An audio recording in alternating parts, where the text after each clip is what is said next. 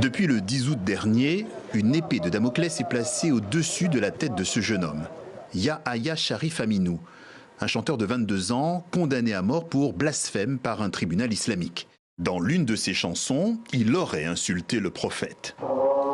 Ici, à Abuja, c'est l'heure de la prière. Autour de l'imam Fouad Adeyemi, l'homme de foi a finalement réagi à cette condamnation. S'il comprend la colère, il comprend un peu moins la sévérité de la sentence. Au-delà des émotions, certaines choses devaient être faites, mais là, des vies sont en jeu. Et c'est parce que cela implique des vies humaines que j'en appelle à ces personnes.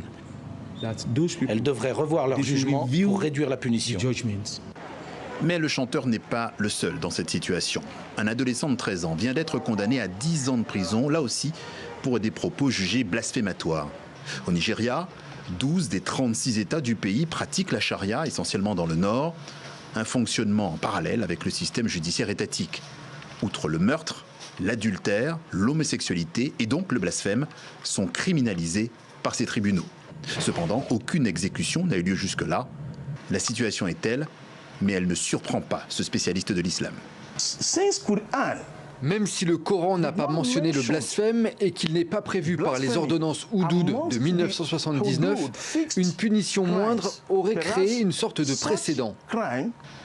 Une situation qui divise et suscite de gros débats sur les réseaux sociaux entre ceux qui veulent que ces punitions soient maintenues et ceux qui plaident pour que ces condamnations soient revues. Il y a une possibilité de faire appel de ce jugement du tribunal islamique. Donc on peut procéder à un réexamen de ces affaires.